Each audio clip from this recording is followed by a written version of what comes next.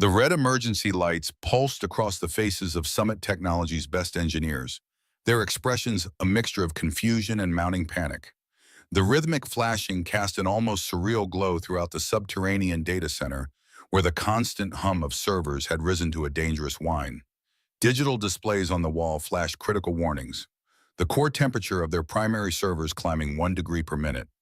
Rachel Davis stood with her arms crossed tightly against her chest, her CEO posture intact, despite the chaos unfolding around her.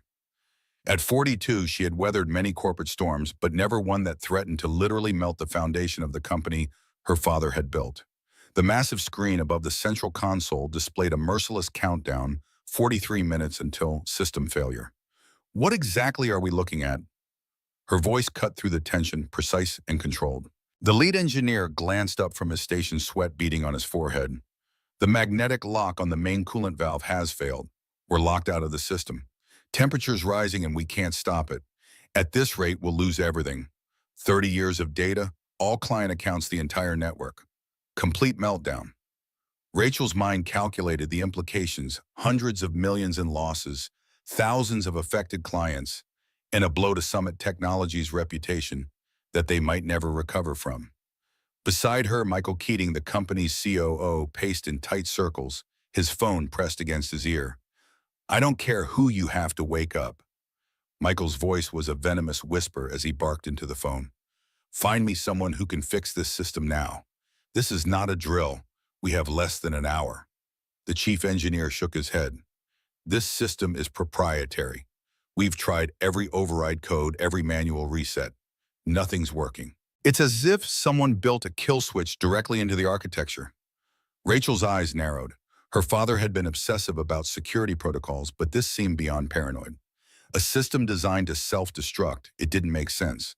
The heavy security door at the far end of the room hissed open and the engineers turned expectantly, hoping for reinforcements.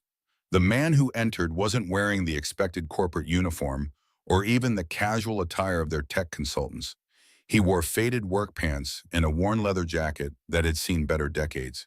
He carried a weathered metal toolbox, its surface pitted with rust and age. The security guard behind him looked apologetic. "Mr. Keating, this is the repair specialist you requested." Michael ended his call abruptly, his face contorting in disbelief. "I asked for an emergency systems specialist, not a janitor." But the stranger didn't seem offended or even concerned with Michael's reaction. Instead, he moved with quiet purpose, his eyes scanning the room with unsettling familiarity. He was perhaps in his late 40s with strong hands marked by years of physical work and eyes that carried a weight beyond mere technical knowledge.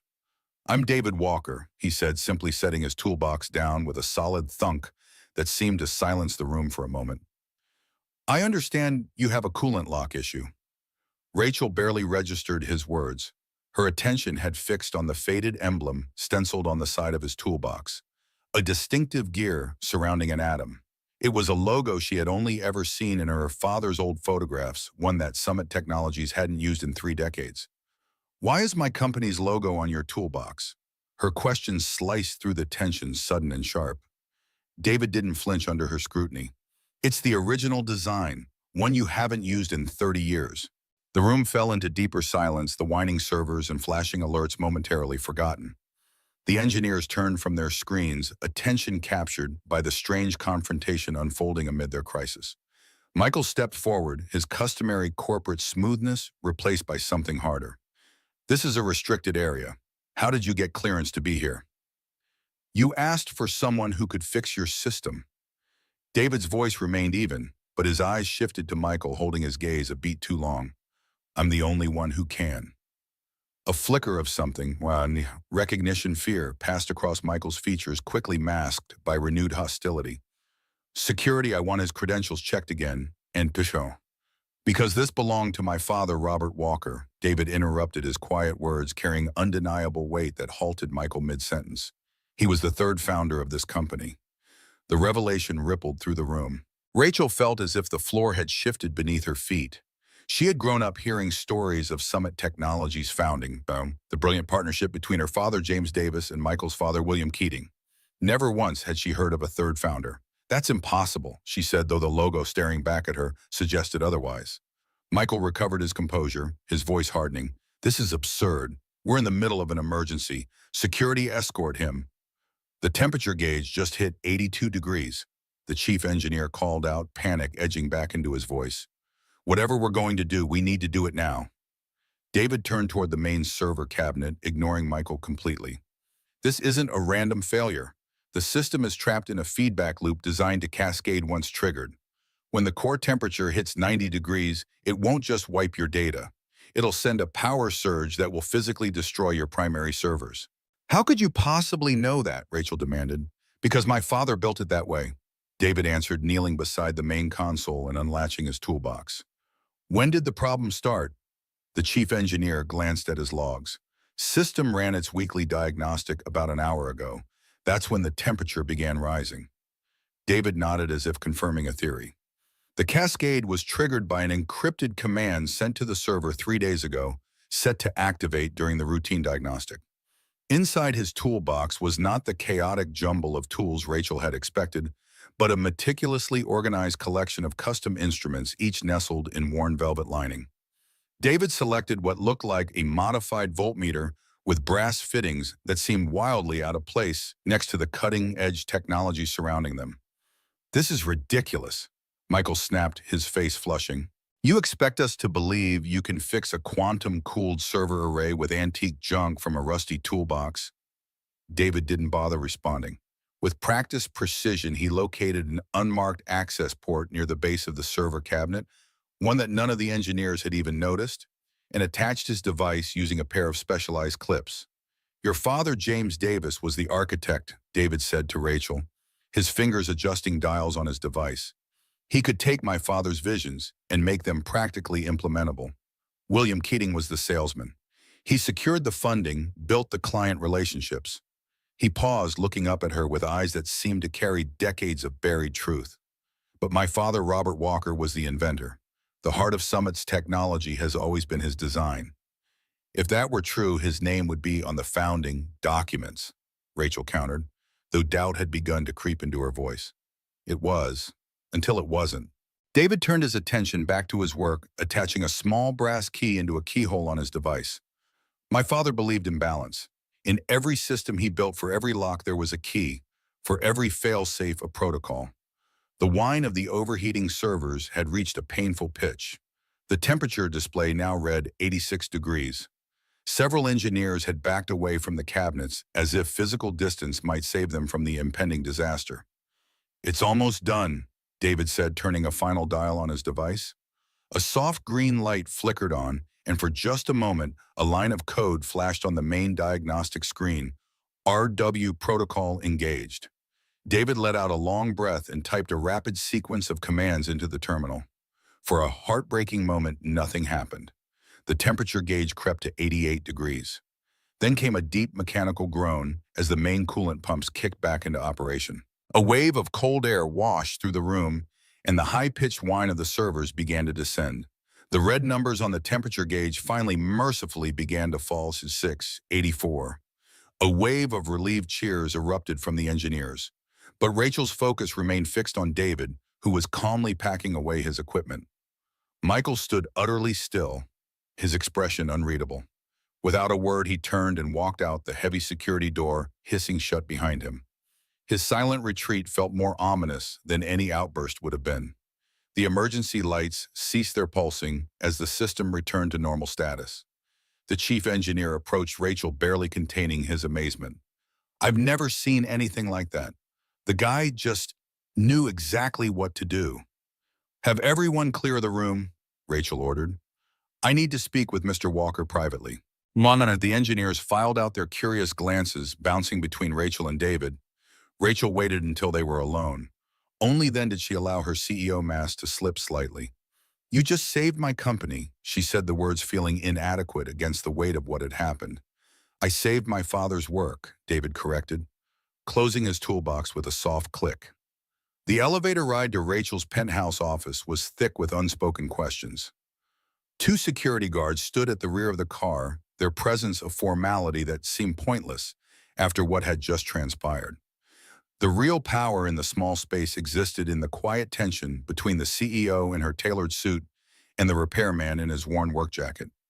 Rachel's office was a testament to minimalist corporate power, a vast space dominated by a single slab of black marble that served as her desk, positioned before floor-to-ceiling windows, offering a panoramic view of the city lights below. The space contained no family photos, no personal touches beyond a single abstract sculpture that conveyed strength through simplicity.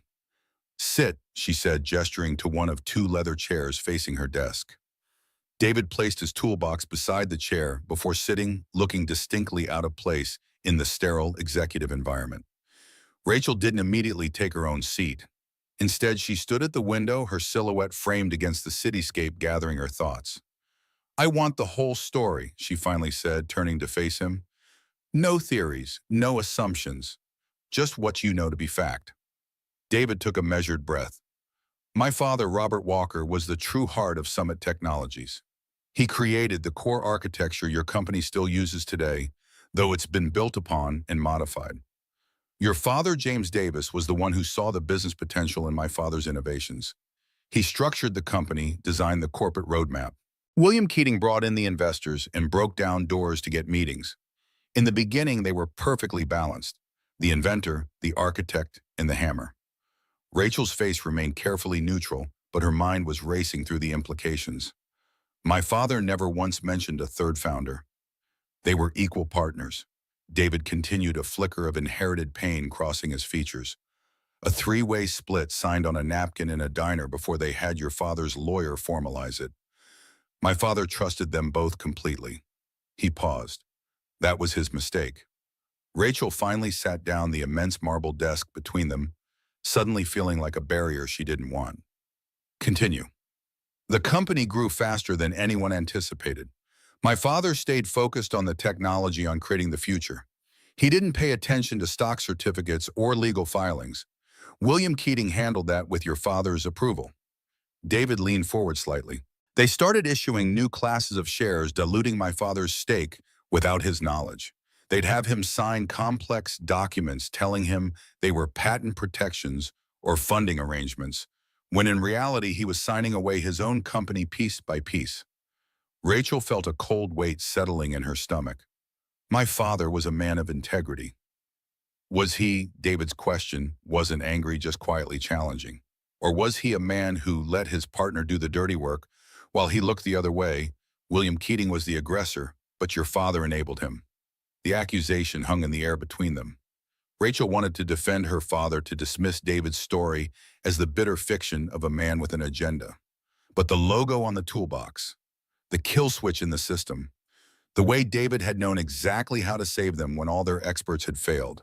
"When they were ready," David continued, "they called a board meeting that my father didn't even know about, because they had already removed him from the board through documents he had unwittingly signed.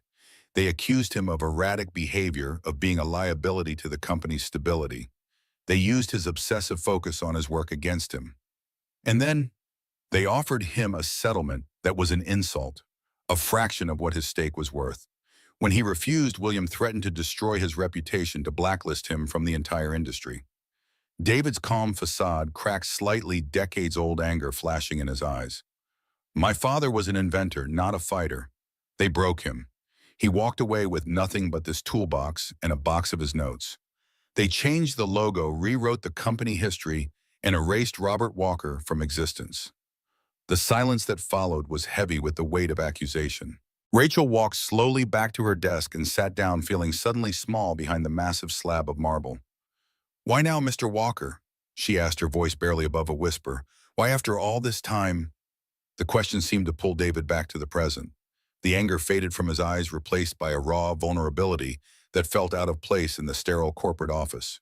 He reached into his jacket pocket and withdrew a worn wallet, extracting a small, folded photograph which he slid across the desk. It showed a young girl with bright, intelligent eyes and a smile that could light up a room, though a small nasal cannula for oxygen was visible across her face. "That's my daughter, Emily," David said, his voice thick with emotion. "She's 8. She has cystic fibrosis." He took a breath, steadying himself. "There's an experimental gene therapy treatment that could save her life, but it costs more money than I'll ever see. The doctors say it's her only real chance." If, however, the corporate armor Rachel had built over decades of business cracked slightly, she stared at the picture of the smiling child, seeing not an obstacle to her company's stability, but a little girl fighting for her future. "I'm not here for revenge, Ms. Davis," David said quietly.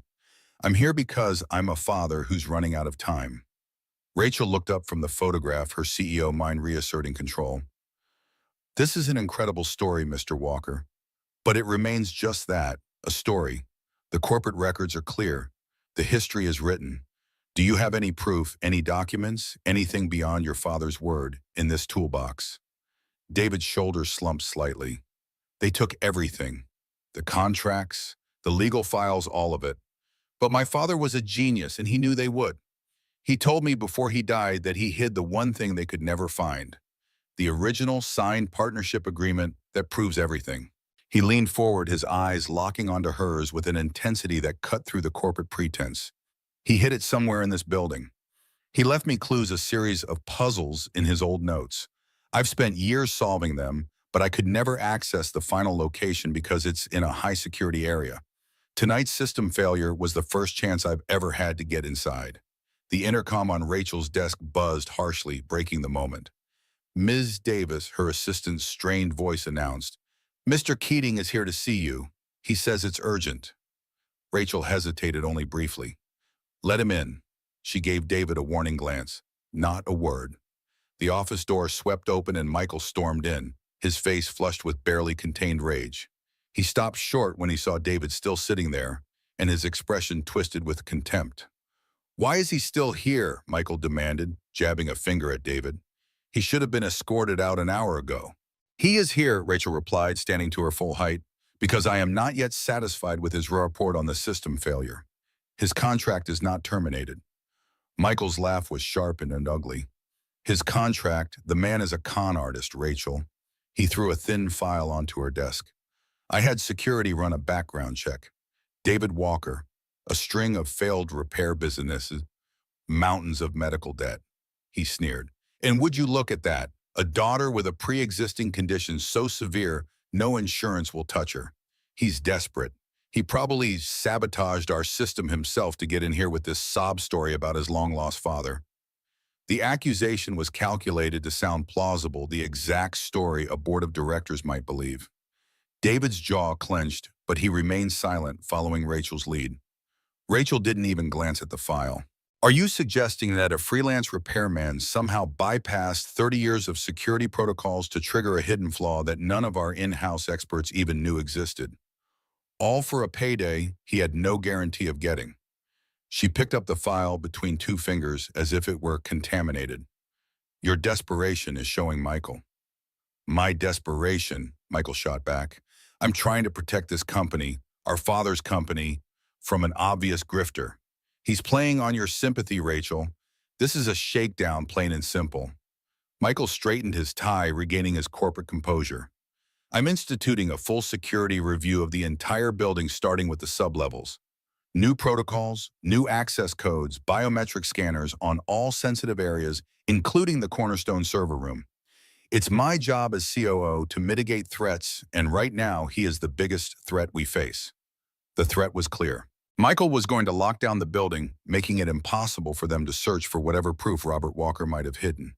He was putting the final piece of the puzzle, and Emily's last hope, permanently out of reach. Rachel walked around her desk until she was standing directly in front of him.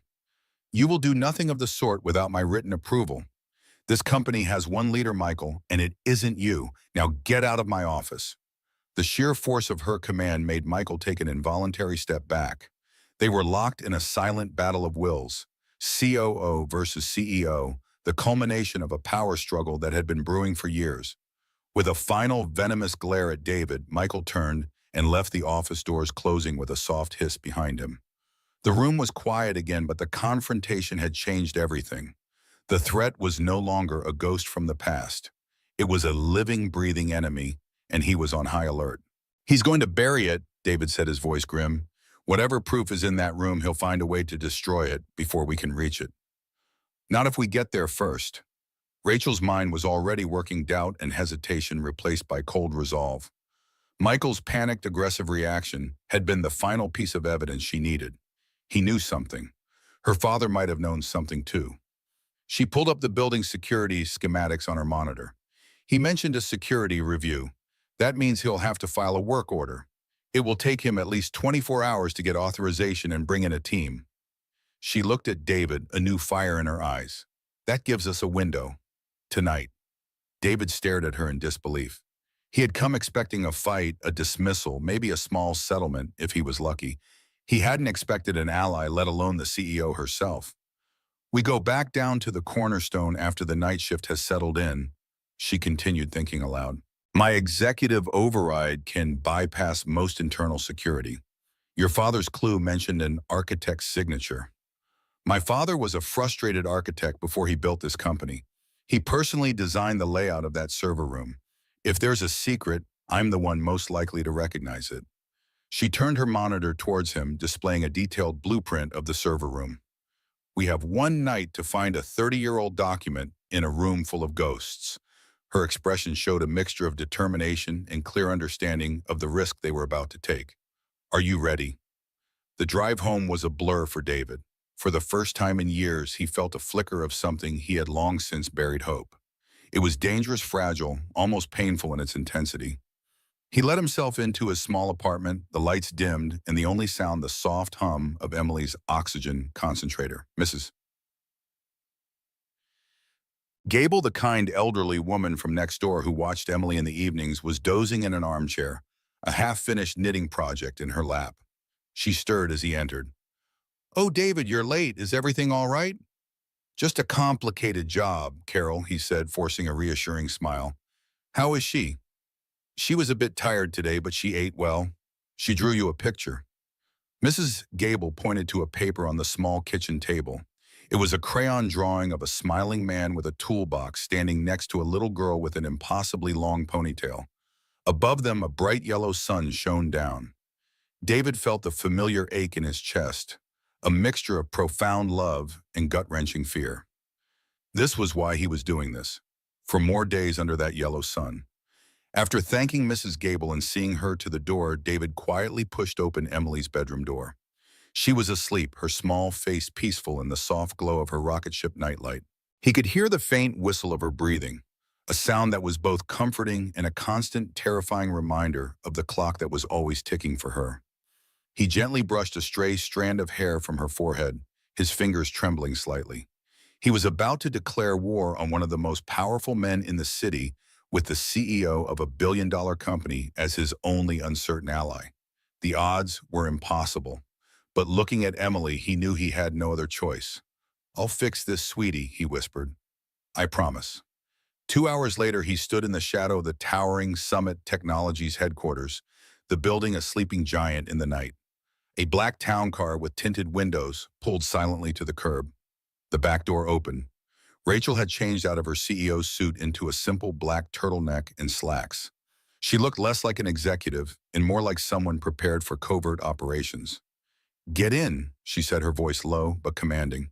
They drove to a private underground parking entrance, the gate rolling up and sealing behind them with a heavy thud. The silence of the empty garage was absolute. The night security team sticks to a strict patrol schedule, Rachel explained as they walked toward a service elevator.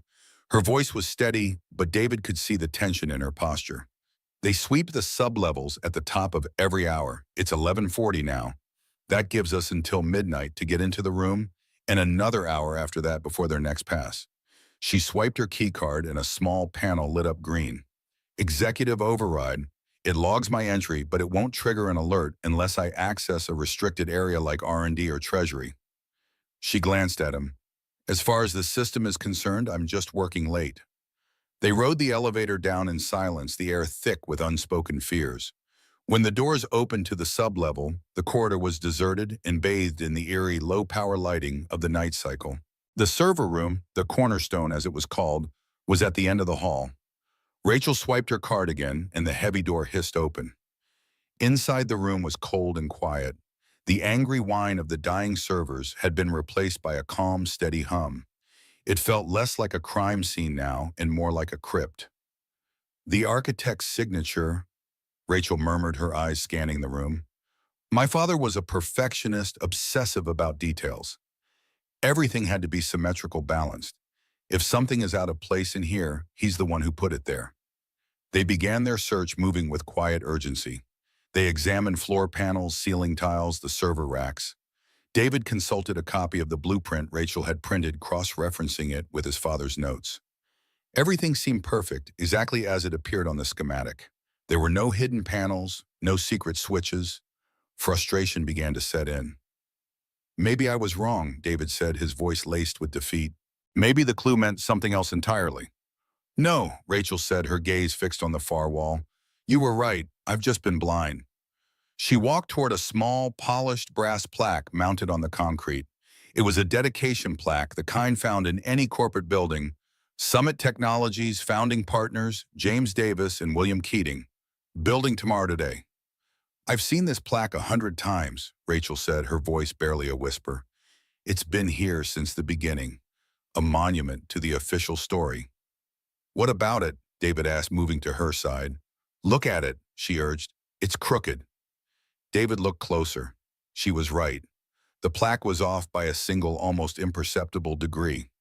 To anyone else, it would be a minor construction flaw, but to Rachel, who knew her father's obsession with perfect alignment, it was a glaring anomaly. It was an intentional flaw. It was the signature.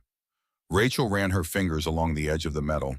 He would never, ever have allowed this unless David was already at her side, pulling a thin, flexible feeler gauge from his toolbox. He slid it carefully into the tiny gap between the plaque and the wall, probing gently. His eyes widened. "There's a release pin on the top right corner." Using a magnetic probe from his toolbox, he pressed the hidden pin. There was a soft metallic click, and the plaque swung offshore on a hidden hinge, revealing a square cavity in the concrete wall. Embedded within it was a small, dark gray safe, operated not by a key, but by a numbered dial. A combination lock. They stared at it, a wave of triumph immediately crashing against a wall of fresh despair. They had found the secret chamber, the hiding place, but it was still locked. The one piece of evidence that could save Emily and reclaim his family's honor was right there, inches away, but it might as well have been on the moon. Rachel let out a shaky breath, her hope faltering. "A combination, of course it is. And there's no way to know the code." David looked from the lock back to his toolbox. He thought of his father's words about the key, about the threat that only his son could stop. The threat wasn't just the kill switch. It was this. It was all of this. He looked at the safe, then at Rachel, a slow dawning realization in his eyes. "Maybe we do," he said. "What are you talking about?" Rachel whispered, her voice tight with a mixture of hope and fear.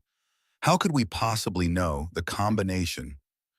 David's gaze was fixed on the dial, but his mind was elsewhere, back in the pages of his father's journal.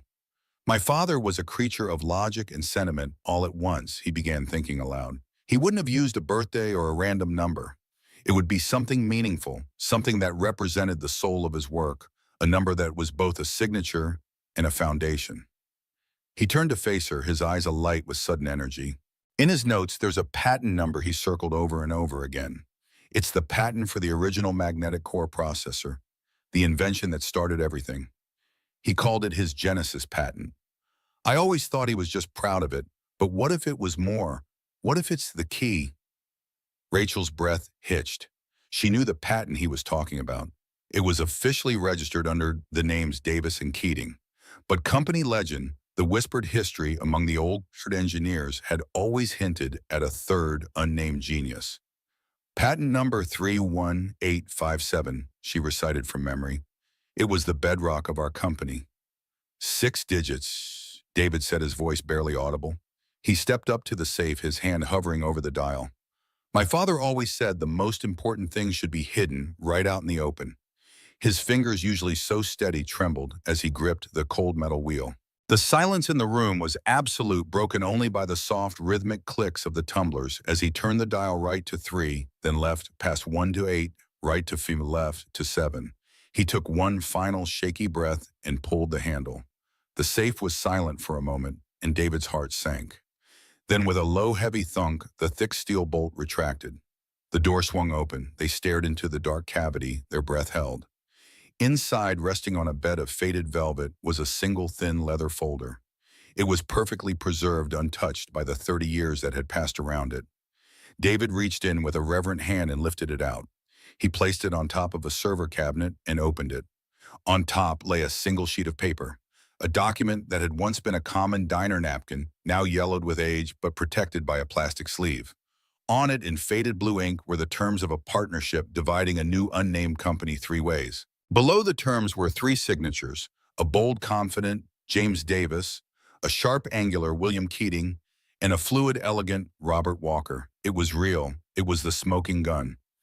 He kept it, Rachel whispered, a single tear tracing a path down her cheek.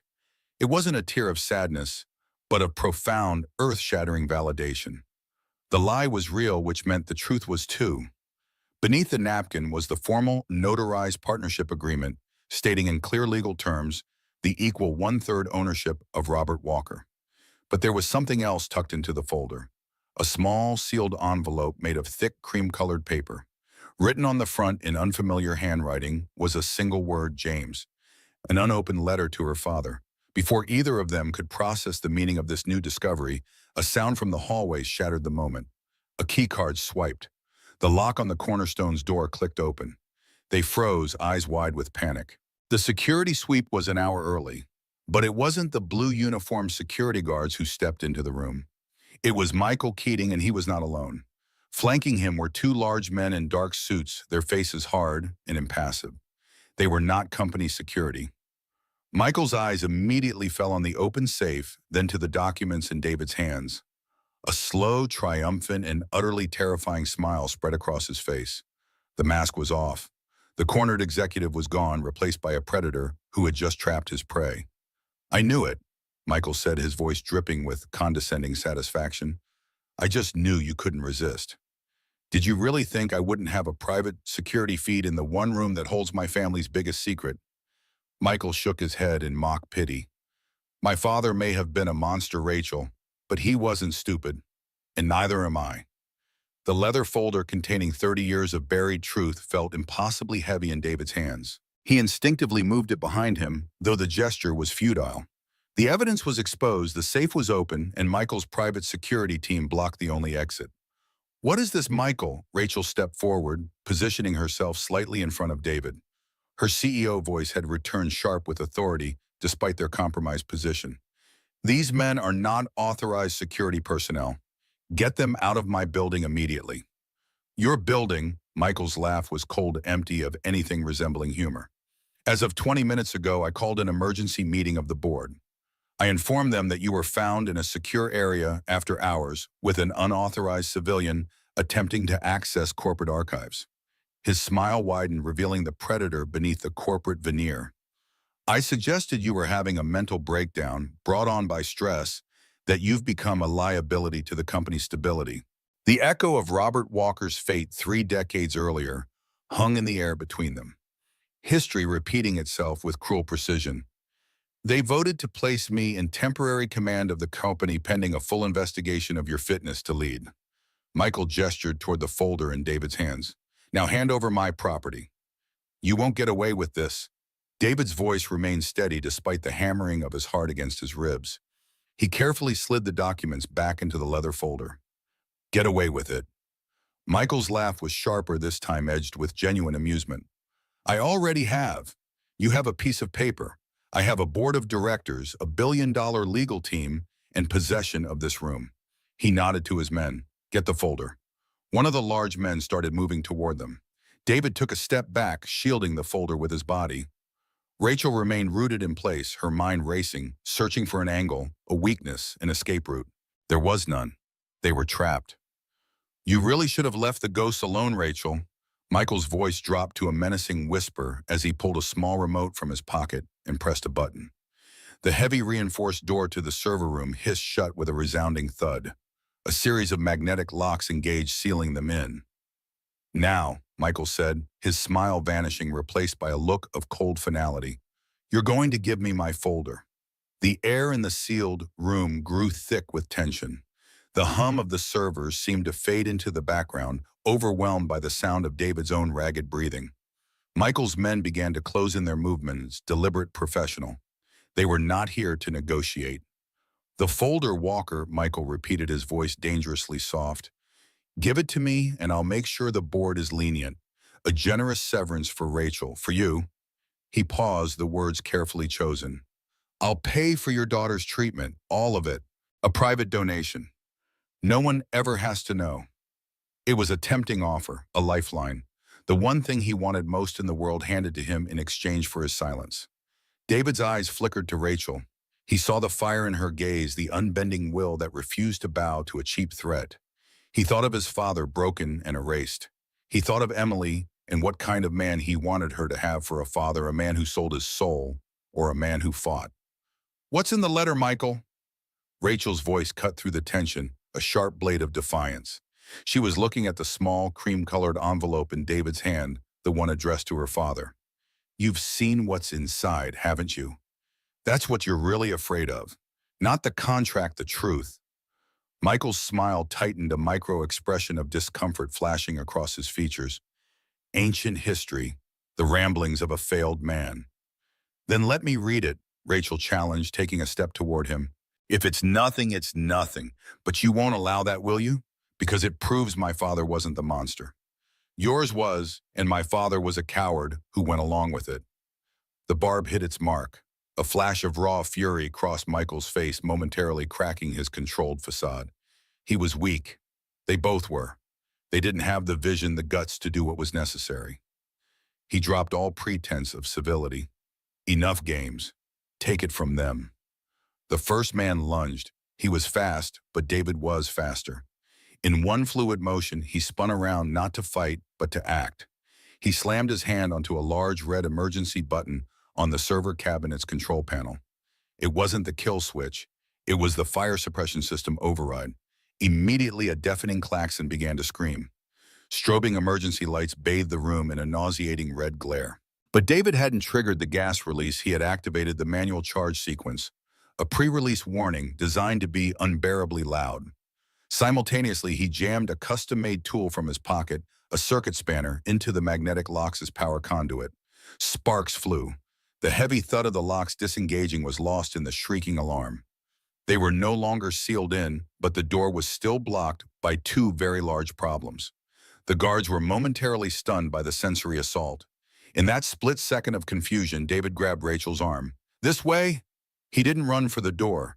He ran toward the back of the room, pulling her with him to a large grated ventilation shaft near the floor. My father had his own back door, he yelled over the klaxon. He jammed his fingers into the edge of the grate and pulled. It was heavy, but it was on hinges. As he wrenched it open, one of Michael's men recovered, shaking his head to clear it, and charged.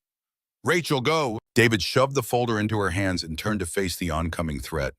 He couldn't fight the man head-on, so he used the only weapon he had, his toolbox. He swung the heavy rust-pitted box in a wide arc, aiming low. It connected with the man's knee with a sickening crunch. The man roared in pain and stumbled, his charge broken. The second guard was already on them. Rachel, seeing David grappling with the first man, acted on pure instinct. She grabbed a heavy fire extinguisher from the wall and blasted the second guard in the face with a thick cloud of CO2. He staggered back, sputtering and blinded. David, now, she screamed. David scrambled back, diving headfirst into the dark, narrow opening of the vent. Rachel was right behind him, crawling into the dusty, claustrophobic darkness, just as Michael and his recovering men reached the back wall. Seal the building! Michael's voice roared from the server room, distorted and furious. They're in the service tunnels. Find them. They crawled as fast as they could, the sound of the klaxon fading behind them, replaced by the scrape of their clothes on metal in their own panicked gasps for air. The duct was tight and smelled of dust and decay. After 20 yards, it opened into a larger service corridor, a concrete artery running through the bones of the building. They tumbled out, covered in grime hearts pounding. They were free of the room, but they were fugitives in a building controlled by their enemy. Rachel leaned against the cold concrete wall, trying to catch her breath. She clutched the precious leather folder to her chest. He's locked down the building. We're still trapped. He can lock the main doors, David said, his mind already working.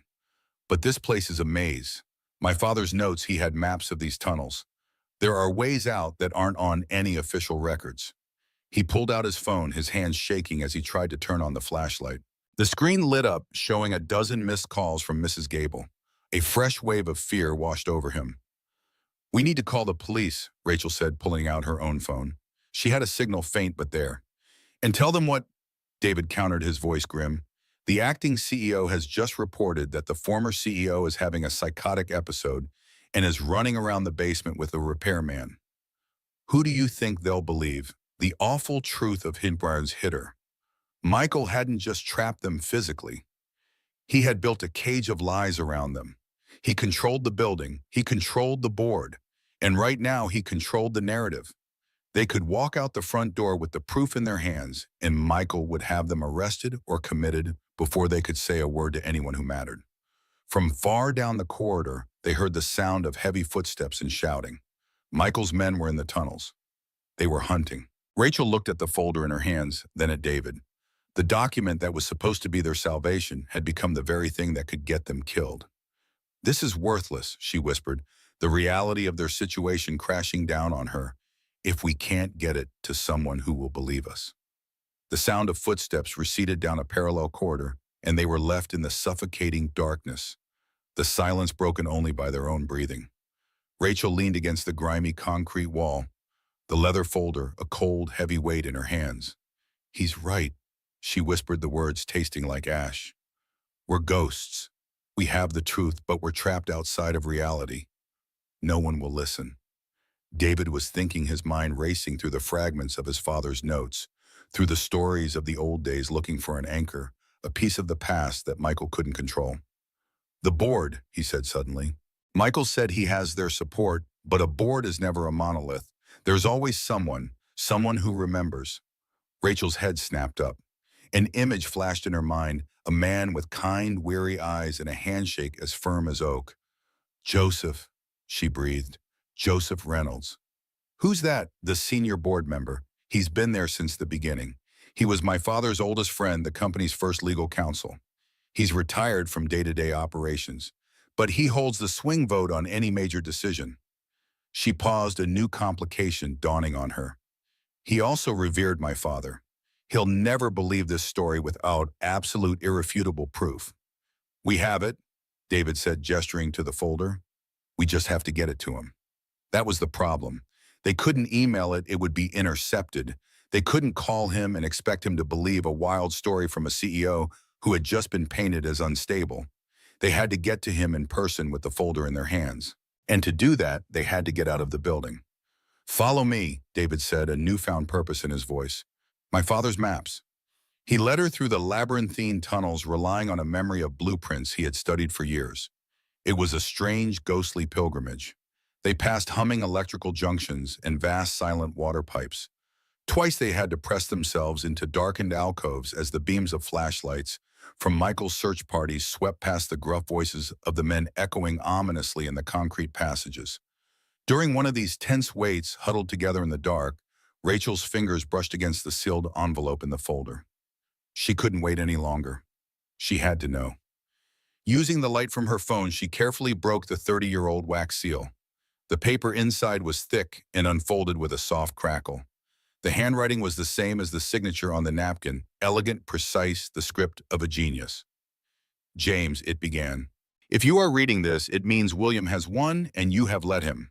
I am writing this not to curse you, but to beg you to remember the man you were when we sketched our dreams on a napkin. We were going to change the world, you and I. William was only ever interested in owning it. He is a shark, James. He sees my work as property and your friendship as leverage. He will not stop with me. Once he has full control, his greed will consume everything, including the integrity of the work itself. I know you are a good man, but you are afraid. You are afraid of losing what we've built. So you are letting him poison the foundations to save the walls, but the walls will crumble. I have built a fail-safe into the cornerstone, a final switch to protect my legacy from being corrupted. I pray my son never has to use it. I pray he finds a better man in charge, a leader who remembers the dream. Don't let William do this. Don't let him turn our dream into a monster. Don't make my son clean up our mess. Your friend Robert." Rachel finished reading, her vision blurred by tears. The letter wasn't a condemnation of her father. It was a desperate appeal to his better nature. It painted him not as a villain, but as a tragic, weak figure who stood by and allowed a crime to happen out of fear. The guilt was still there, but now it was mingled with a profound sense of sorrow. Robert Walker hadn't just been a partner. He had been her father's friend, his conscience, and her father had silenced him. She now knew what she had to do. This wasn't just about justice for David or reclaiming a legacy. It was about redemption for her father, for the company, for herself. She looked at David, her eyes shining with a new unbreakable resolve. "Let's get out of here." He led them to the deepest part of the substructure, to a wall of old brick that looked different from the surrounding concrete. It was the original foundation of the building. Tucked away behind a rusted electrical panel was a heavy iron wheel, an old service access for the original city subway lines, David explained. It was sealed off in the 70s. My father knew they'd never think to look here. Together they put their shoulders into the wheel. It groaned in protest, stiff from decades of disuse. With a final agonizing effort, it turned. A low section of the brick wall receded into the foundation, revealing a dark, cavernous tunnel filled with the smell of damp earth and cold stone. They scrambled through, and David pulled the heavy door shut behind them. They were plunged into absolute darkness, the sounds of their pursuers finally gone. Using their phone flashlights, they navigated the abandoned subway tunnel for what felt like miles. Finally, they saw a rusted ladder leading up to a manhole cover. With a grunt, David pushed it open, and they were met with the cool, damp air of the city night. They emerged into a deserted alleyway, streaks of grime on their faces and clothes. Above them, the Summit Technologies Tower loomed against the night sky, its lights blazing. It looked like a monument, a tombstone for a 30-year-old lie. They were free from the prison, but they were more exposed than ever. Rachel took out her phone. There was only one chance, one call she could make where her word might still mean something. She found the number in her contacts, a private line she had only ever used for emergencies. She pressed the button. It rang twice. "Reynolds." The voice that answered was gravelly with sleep. "Joseph, it's Rachel Davis. I'm in trouble. I need your help." She took a deep breath, the cold night air stinging her lungs. "It's about my father and Robert Walker." There was a long, static-filled silence on the other end of the line. For a moment, Rachel thought he had hung up. Then Joseph Reynolds' voice returned, no longer sleepy, but sharp and alert as a hawk. "Robert Walker. Rachel, what is this? Where are you?" "I can't explain over the phone." Rachel's voice was tight with urgency. "Joseph, I know this sounds insane, but I am in terrible trouble, and you are the only person I can trust. Michael has seized control of the company." Another pause.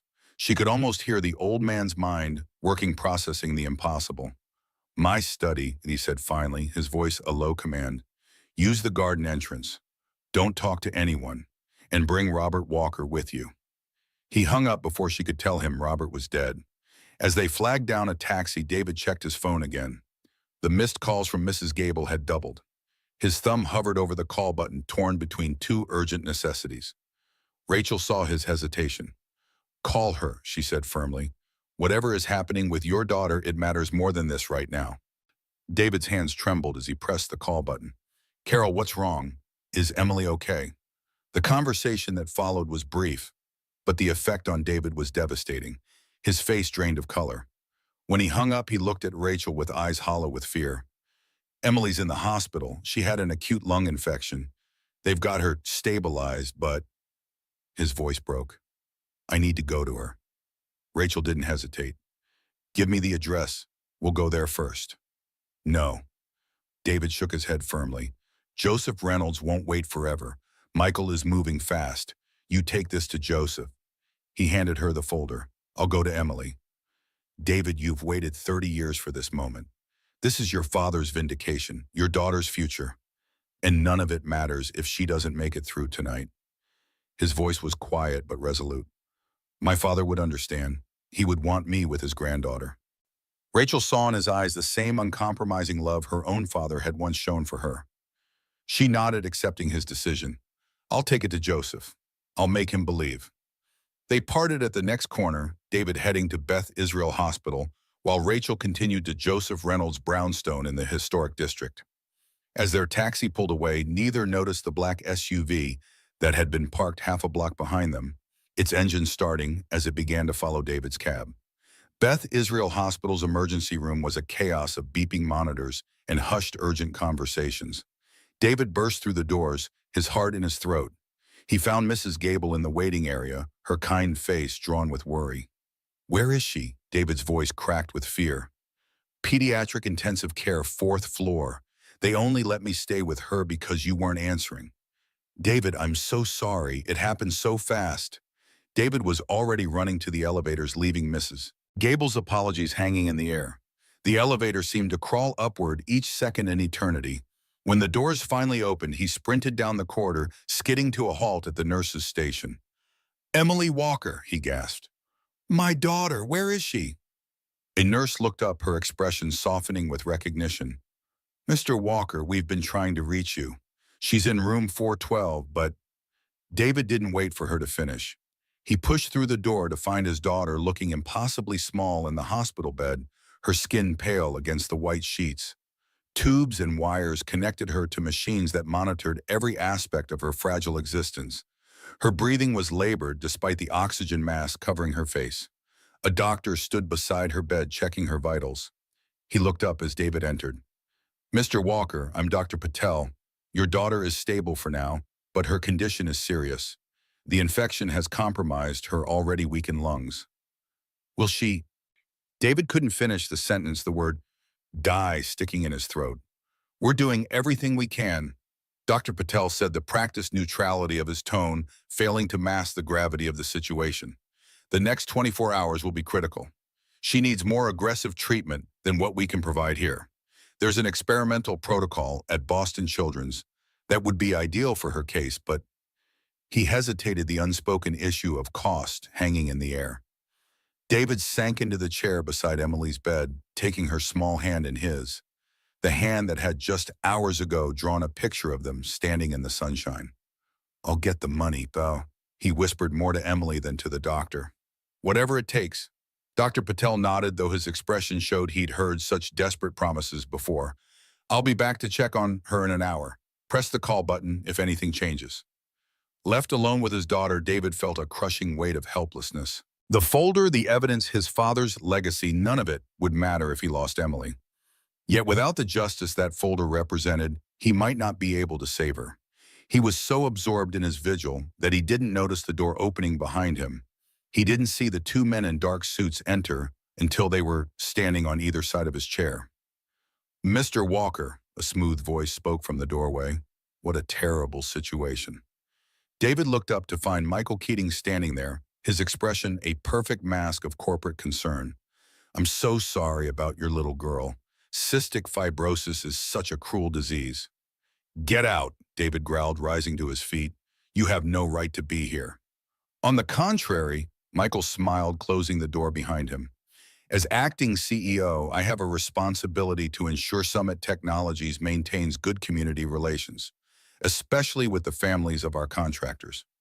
The threat was implicit in every word. The 2 men flanking David weren't there for protection, they were there for control. Michael approached Emily's bed, looking down at her with calculated sympathy. "Such a brave little fighter. It would be a tragedy if she didn't get the care she needs. If you touch her—" "Please," Michael raised a hand in mock offense. "I'm here to help. Boston Children's Hospital has one of the best pediatric CF units in the country. Their gene therapy program is groundbreaking. The wait list is long, but—" He shrugged. "Influence can open many doors." David stared at him, a hatred warring with desperate hope for his daughter's life. "What do you want?" "I am. The same thing I wanted an hour ago. The folder, the contract, the letter, everything you took from the safe." Michael's voice hardened. "Rachel Davis is on her way to meet Joseph Reynolds. I want you to call her, tell her you've changed your mind, and arrange to meet. My men will accompany you. And if I refuse," Michael looked down at Emily again, "then you'll have to hope that standard treatment is enough, and that your current insurance covers extended ICU stays." He smiled, the expression never reaching his eyes. "It's a simple choice, really. Your father's reputation or your daughter's life. What's it going to be?" Meanwhile, across town, Joseph Reynolds' brownstone stood dignified and silent on a tree-lined street. As instructed, Rachel entered through the garden gate, following a stone path to a private entrance at the rear of the house. Joseph Reynolds, tall, despite his 78 years, with a shock of white hair and a face carved from granite, waited for her at the door. His sharp eyes took in her disheveled appearance, the grime on her clothes, the exhaustion in her face. "You look like hell, Rachel," he said by way of greeting, ushering her inside. "Where's Walker?" "At the hospital. His daughter is ill," Rachel explained as they entered his study, a fortress of old leather and dark wood lined with thousands of books. It smelled of history and privilege. "Walker? You mean Roberts?" "His son David. Robert died years ago."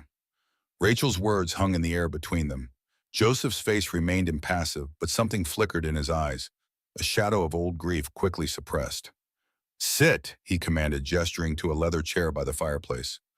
"Michael Keating called me an hour ago. He told me a story about a corporate saboteur and a CEO who has lost her mind.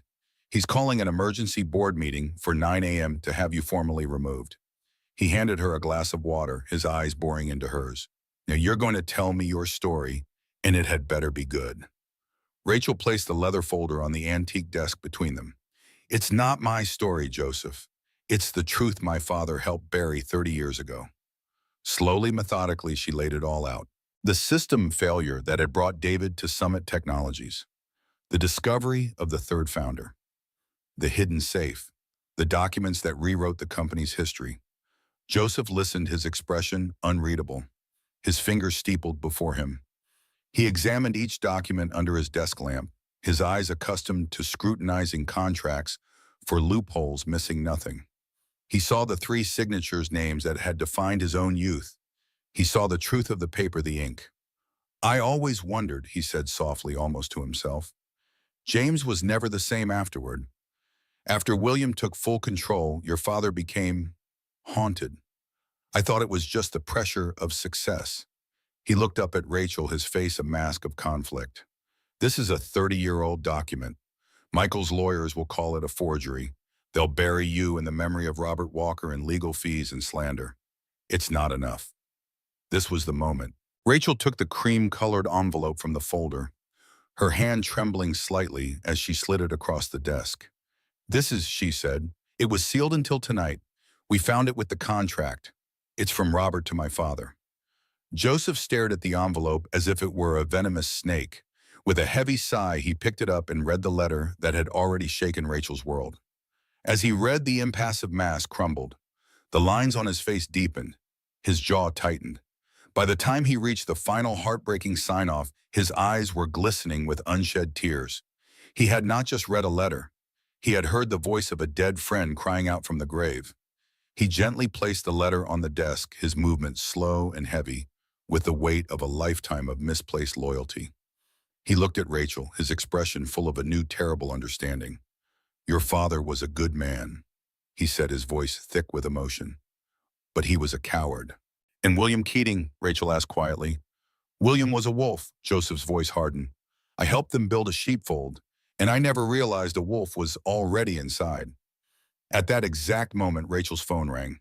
It was David. She answered immediately, worry creasing her brow. "David, how's Emily?"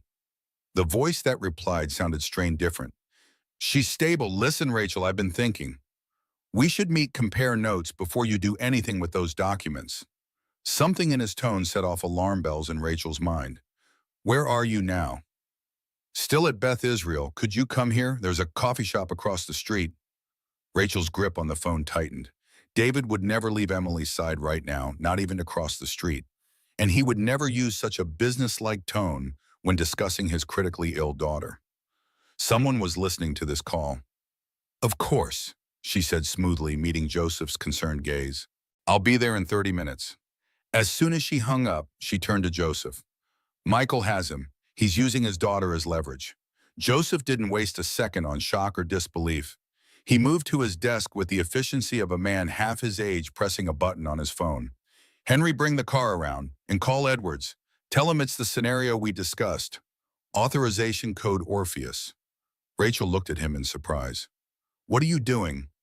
"Activating a contingency plan I should have put in place 30 years ago." Joseph's voice was grim with purpose. "Michael's not just William's son, Rachel. He's William's creature, and I've watched him long enough to know his methods. You don't seem surprised by any of this, Rachel said, sudden suspicion coloring her voice. Joseph paused, a shadow of old guilt crossing his features. I suspected. For years I suspected something was wrong with the Robert Walker situation. But I trusted James. I trusted my friend over my instincts. His jaw set with determination. I won't make that mistake again. He opened a drawer in his desk and removed a small recording device. We're going to need more than just these documents. We need to get Michael on record. He looked up at Rachel, his eyes hard with resolve. Are you ready to fight dirty, Rachel? Because that's what it will take to win against a Keating. Rachel thought of David's quiet dignity, of Emily's life hanging in the balance of her father's moral failure. I'm ready to fight right, she answered. Whatever it takes. Joseph nodded, a grim smile on his face. Then let's go save your company and Robert Walker's legacy. It's long overdue. Across town, David sat in the hospital cafeteria, Michael's men flanking him like a prisoner.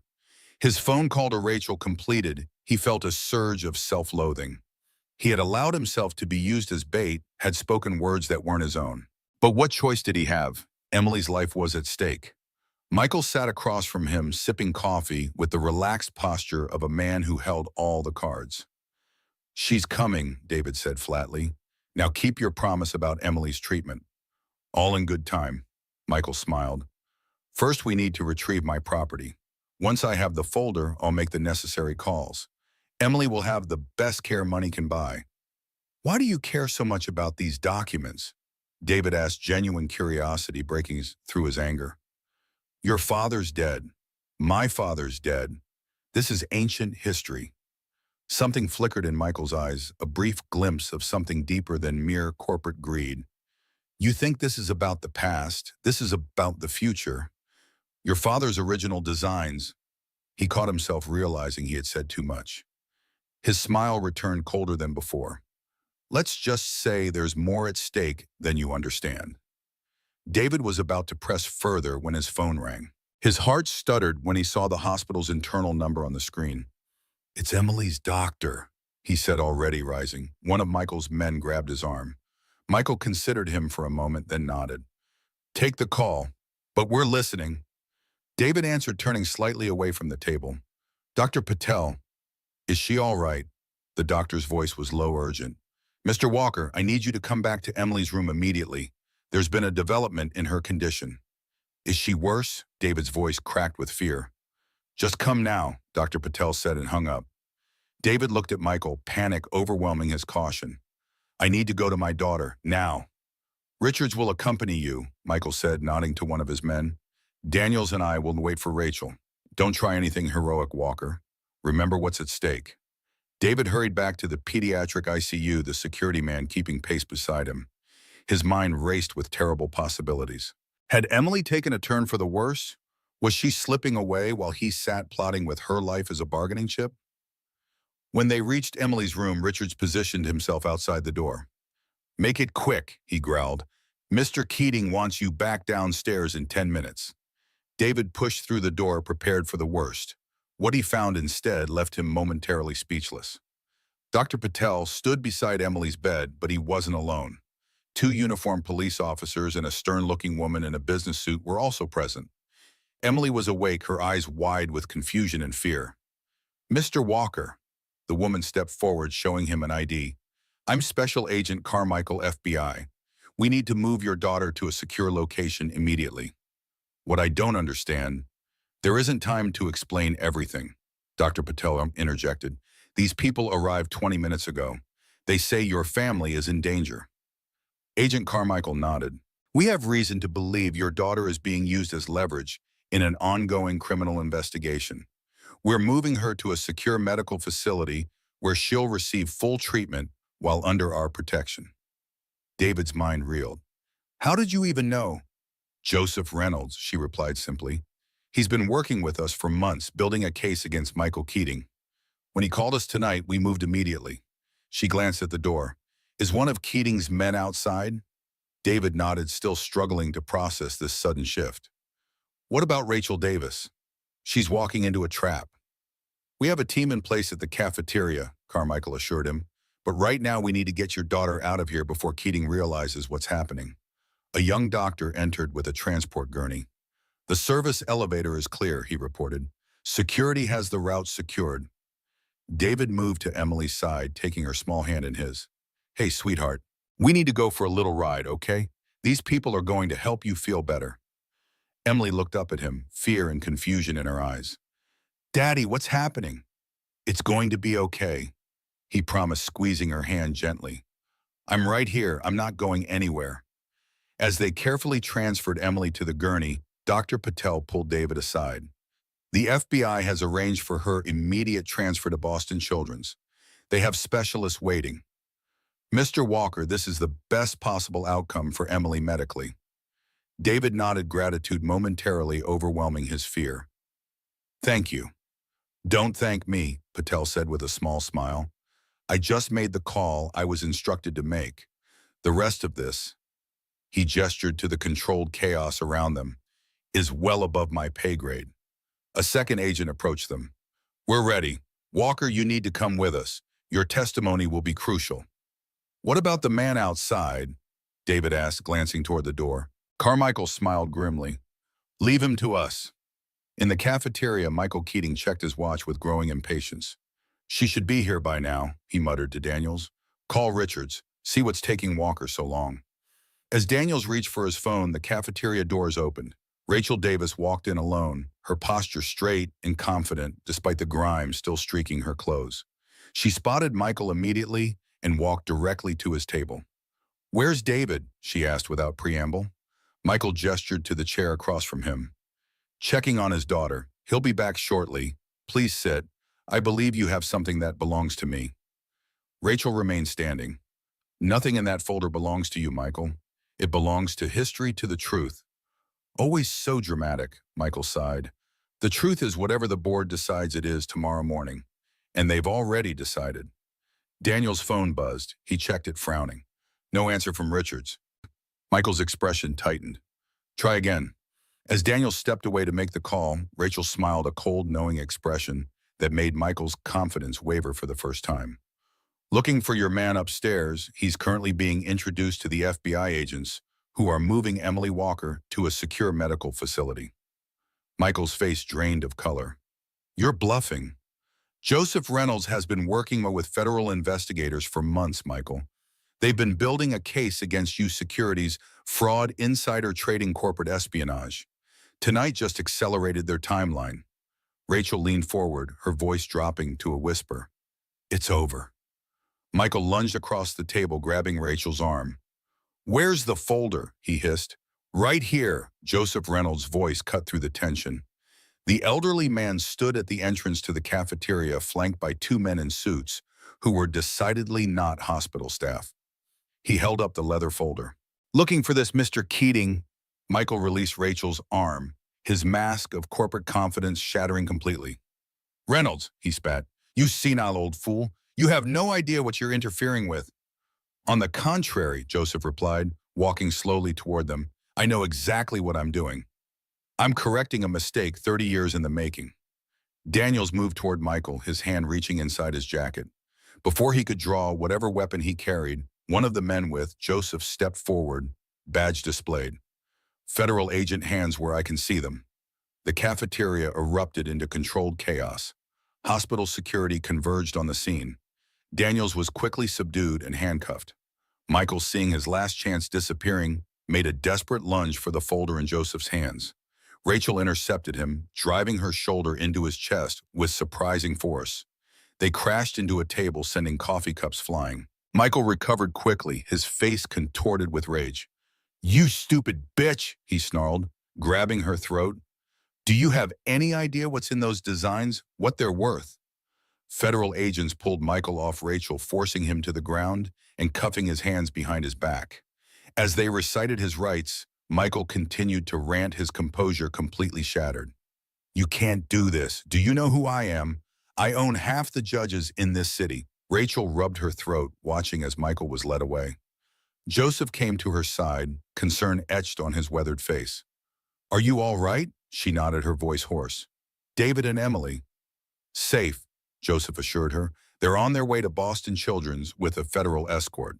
The Bureau has arranged for Emily to receive the gene therapy she needs. He held up the leather folder. This story is far from over, Rachel. Michael's outburst suggests there's more to Robert Walker's designs than we realize. One battle at a time, Rachel said, exhaustion suddenly overwhelming her. We still have a board meeting in a few hours. Joseph's expression hardened with determination. And we'll be ready. It's time to rewrite Summit Technologies' history, the true version this time. As dawn broke over the city, the board members of Summit Technologies gathered in the main conference room. The atmosphere was tense, confused. The news of Michael Keating's arrest had spread like wildfire through the corporate grapevine. Rachel Davis sat at the head of the table, Joseph Reynolds at her right hand. The leather folder lay before them, its contents about to change the course of the company forever. Gentlemen, ladies, Rachel began, her voice strong despite the ordeal of the night. Before we proceed, there's something you all need to see. The board members of Summit Technologies shifted uneasily in their seats, exchanging nervous glances as Rachel opened the leather folder. Outside the floor-to-ceiling windows, the rising sun cast long shadows across the gleaming skyscrapers of the financial district. Before we begin, Rachel's voice cut through the tension. I want to acknowledge that the events of last night have created significant confusion. Michael Keating's arrest has undoubtedly been a shock to all of you. Edward Winters, the silver-haired head of the Finance Committee, leaned forward.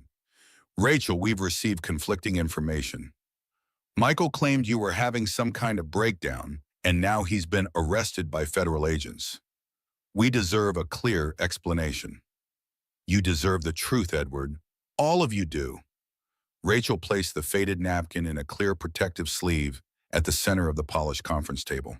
This is the original partnership agreement for Summit Technologies, signed 30 years ago by three men, my father, James Davis, William Keating, and a third founder whose name was deliberately erased from our company's history, Robert Walker. The silence that followed was absolute. 8 pairs of eyes stared at the yellowed napkin with its 3 signatures, the implications slowly rippling through the room. Joseph Reynolds stood, his tall frame commanding immediate attention. As the longest-serving member of this board, and as someone who was present in the early days of this company, I can confirm the authenticity of this document. Robert Walker was indeed the third founder of Summit Technologies. More specifically, he was the chief inventor behind our core technology. Patricia Lee, head of legal affairs, examined the document skeptically. If this is true, where has this evidence been for 30 years, and why is it surfacing now? Because Robert Walker hid it before he was forced out, Rachel explained. Last night, his son David, yes, the repair technician who saved our entire system from collapse, found it in a hidden safe that only someone who knew the original founding fathers would know how to access. Joseph placed the formal, notarized agreement beside the napkin. This is the legal document that followed establishing equal 1/3 ownership among the founders. Note the dates and signatures. They match our corporate archives precisely. Patricia inspected the document with a lawyer's practiced eye. This appears genuine, but it contradicts everything in our official records. Because the official records were altered. Joseph's voice hardened. William Keating and James Davis systematically diluted Robert Walker's ownership through fraudulent means, then removed him completely, rewriting the company's history. Rachel watched the board members' faces, seeing shock gradually give way to calculations of legal liability and public relations nightmares. This isn't just ancient history. Last night's system failure was triggered by a failsafe that Robert Walker built into our core architecture 30 years ago, a dead man's switch he designed to protect his intellectual property. Marcus Chen, the youngest board member and head of technology development, leaned forward. Are you saying our entire system has had this vulnerability for 3 decades? It wasn't a vulnerability, Marcus. It was a deliberate design feature, one that only Robert Walker's son knew how to deactivate. The fact that it triggered now 30 years later deserves investigation. But more importantly, this revelation speaks to a fundamental injustice at the foundation of our company. Patricia shook her head. Rachel, while this is certainly concerning from a historical perspective, the statute of limitations on any contractual dispute from 30 years ago has long expired. I'm not sure what you expect the board to do with this information. This isn't about legal technicalities, Patricia. Rachel's voice took on a steely edge.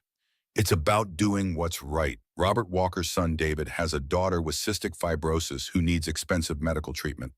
The Walker family has lived in poverty while we've profited from Robert's innovations for decades. Joseph placed a third document on the table, the letter from Robert to James Davis. This letter reveals that Robert Walker knew what was happening. He appealed to James Davis's conscience before he was removed. I suggest you all read it. As the letter made its way around the table, Rachel watched the board members' expressions change. Corporate armor cracked, human emotions shocked, disgust. Sympathy began to show through. There's one more thing you should know, Rachel said, when all had read the letter. Michael Keating wasn't just arrested for securities fraud. According to the FBI, he's been secretly developing military applications based on Robert Walker's original designs applications that were explicitly prohibited in Walker's original patent filings. Marcus Chen's eyebrows shot up. Is that what triggered the federal investigation? It appears so, Joseph confirmed. The Bureau had been building a case against Michael for months. Our discovery of Walker's documents simply accelerated their timeline. Edward Winters removed his glasses, rubbing the bridge of his nose. This is an extraordinary situation. If what you're saying is true, Summit Technologies has been built on a foundation of fraud. Not the company itself, Edward, Rachel corrected. The technology was revolutionary. The business model was sound. The fraud was in the ownership structure, a moral failure, not a technological one. Patricia Lee tapped her pen against her legal pad. What exactly are you proposing, Rachel? We can't simply rewrite 30 years of corporate history overnight. Actually, we can, and we must. Rachel straightened her shoulders. I'm proposing 3 immediate actions. First, formal recognition of Robert Walker as a founding partner of Summit Technologies with appropriate amendments to our corporate history and public materials. Second, the issuance of 1/3 of company shares to his heir, David Walker, reflecting what should have been his father's stake. And third, the establishment of the Robert Walker Innovation Center, dedicated to developing his original designs for humanitarian applications, starting with medical technologies for children with conditions like Emily Walker's. The boardroom erupted in a chaos of voices. Edward Winters slammed his hand on the table. Rachel, you're talking about redistributing billions of dollars in company value. The shareholders would revolt. Would they all? Rachel remained calm in the face of his outburst. Or would they respect a company that acknowledges its mistakes and makes them right? This isn't just about money, Edward. It's about who we are as a company, the values we claim to stand for. Joseph Reynolds cleared his throat. I should mention that I've already consulted with our major institutional investors. Once they reviewed the evidence, they expressed support for a reconciliation plan. They understand that getting ahead of this story is better than having it exposed through lengthy public litigation. A calculating look crossed Patricia's face. There would need to be careful messaging, a narrative that positions the company as righting a historical wrong rather than admitting current liability. That's exactly what we'd be doing, Rachel insisted. My father made a terrible mistake. He was weak when he should have been strong. I won't repeat his failure. Marcus Chen, who had been quiet for some time, finally spoke. From a technical perspective, I'm curious. If Walker's son knew how to fix our systems when none of our engineers could, perhaps there's more of his father's original design that we've lost or corrupted over the years. Having him involved might actually benefit us technologically. Rachel felt a surge of hope at Marcus's pragmatic approach. Exactly. This isn't just about justice, it's about reclaiming the full potential of Robert Walker's vision. Edward Winters still looked unconvinced. And what about the Keating family's stake? William Keating's widow still owns 15% of this company, which she'll retain, Rachel assured him. We're not seeking punishment. We're seeking balance, the same balance that Robert Walker believed in. 3 equal partners as it was meant to be. Joseph placed a formal resolution document in front of each board member. I've taken the liberty of drafting the necessary resolutions. They require a simple majority vote. For a long moment, no one spoke. Rachel could almost see the calculations happening behind each pair of eyes. Legal implications, financial considerations, public relations angles, personal legacies. I'll remind you all, Joseph said quietly, that the federal investigation into Michael Keating is ongoing. The documents we've discovered will become public record in those proceedings. The question isn't whether this story will emerge, but whether Summit Technologies will be seen as part of the problem or part of the solution. Edward Winters sighed heavily. I move that we vote on the proposed resolutions. I second the motion, Marcus said immediately. Patricia Lee raised a cautionary hand. Before we vote, I think we should be clear about the potential financial impact. This is a significant dilution of existing shareholder value. Is it, Rachel challenged, or is it an investment in our future? Think about it, the son of our original founder just saved our entire system when no one else could. How many other valuable innovations might come from bringing the Walker family back into the fold? Patricia nodded slowly, conceding the point. Put that way, it could actually enhance shareholder value in the long term. All those in favor of recognizing Robert Walker as a founding partner with appropriate amendments to our corporate history. Joseph called for the vote. 8 hands raised without hesitation. All those in favor of issuing 1/3 of company shares to his heir, David Walker. This time there was hesitation. Edward's hand rose slowly, followed by Marcus and 3 others. Patricia Lee's hand remained down along with 2 others, 5-3. A narrow majority, but a majority nonetheless. All those in favor of establishing the Robert Walker Innovation Center. All 8 hands rose. Joseph smiled for the first time that morning. The resolutions pass. Rachel as CEO, the implementation falls to you. Rachel felt a weight lift from her shoulders, replaced by a new sense of purpose. Thank you. I know this wasn't an easy decision, but it was the right one. Edward Winters closed his portfolio with a sharp snap. I hope you realize the practical challenges ahead. The financial markets will react. Shareholders will have questions. The press will want the whole story. Let them have it, Rachel said with quiet determination. No more secrets, no more lies. Summit Technologies begins a new chapter today, one built on truth and integrity. As the board members filed out, Joseph remained behind with Rachel. When they were alone, his formal demeanor softened. James would be proud of you today, he said gently. Rachel glanced at her father's portrait on the wall. Would he? Or would he be horrified that I exposed his greatest shame? Both, perhaps, but in the end, I think he'd be relieved. Some burdens aren't meant to be carried forever. Joseph gathered the documents carefully back into the folder. Have you spoken to David yet? Not since we parted last night. The FBI has kept me updated on Emily's condition, but I wanted to wait until after the board meeting to call him. He deserves to hear this news from you directly. Joseph handed her the folder. This belongs to the Walker family now. You should be the one to return it. Rachel nodded, taking the leather folder with a sense of ceremony. I'll fly to Boston today. Good. And Rachel? Joseph's weathered face creased in a rare smile. When this is all settled, I'm going to retire. For real this time. I think I've finally fulfilled my obligation to all 3 founders. After Joseph left, Rachel stood alone in the boardroom, watching the morning sun illuminate the city below. For 30 years, Summit Technologies had thrived on a foundation partially built on betrayal. Now they had a chance to rebuild on something stronger, truth, reconciliation, and the full genius of all 3 founders finally working in harmony through their legacies. She picked up her phone and dialed David's number.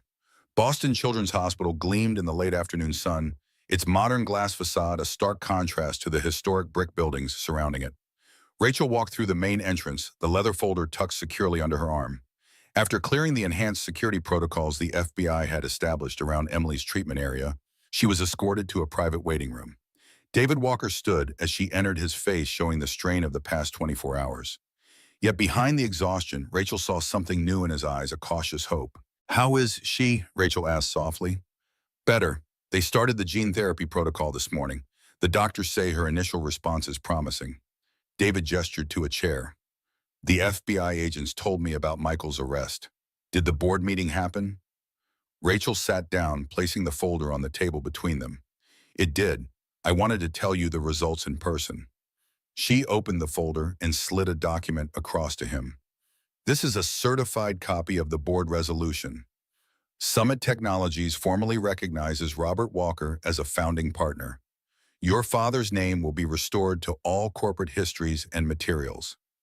David stared at the document, his fingers tracing his father's name at the top of the page.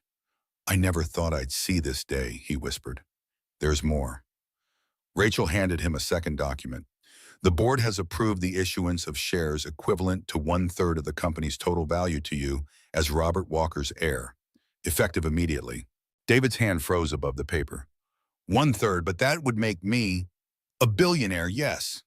Rachel couldn't help a small smile at his shocked expression. There will be tax implications, of course, and you'll need good financial advisors. Joseph Reynolds has recommended some trustworthy people. David shook his head in disbelief. I came looking for justice, maybe some compensation for Emily's treatment. Not this. It's not a gift, David. It's your birthright, what your father should have left you. Rachel placed the original napkin and partnership agreement before him. These belong to you now. I thought you might want to show them to Emily someday, tell her the story of her grandfather.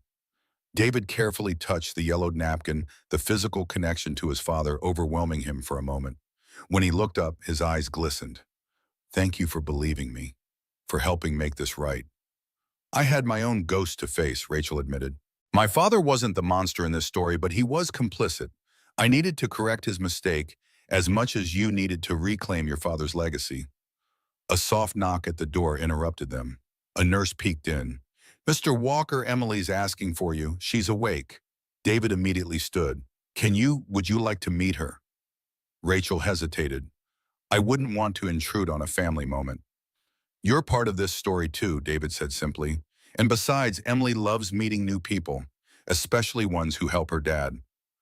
Rachel followed David down a short corridor to a private room. Unlike the stark hospital room where Emily had been the previous night, this space had been transformed into something almost homey with colorful murals on the walls and state-of-the-art medical equipment discreetly positioned. Emily sat propped up in bed, her complexion noticeably better than in the photograph Rachel had seen. The nasal cannula remained, but her eyes were bright and alert. A half-finished drawing lay on the tray table before her. Daddy, her face lit up as David entered. The nice doctor said, I'm getting special medicine that's making the sticky stuff in my lungs better. David sat on the edge of the bed, taking her small hand in his. That's right, sweetheart. How are you feeling? Hungry, Emily declared with the straightforward honesty of an 8-year-old. Her gaze shifted to Rachel, curiosity replacing her initial shyness. Who's that lady? This is Miss Davis. Rachel. She's... David paused, searching for words a child might understand. She's helped us get this special medicine for you. Emily studied Rachel with surprising intensity. Are you a doctor too?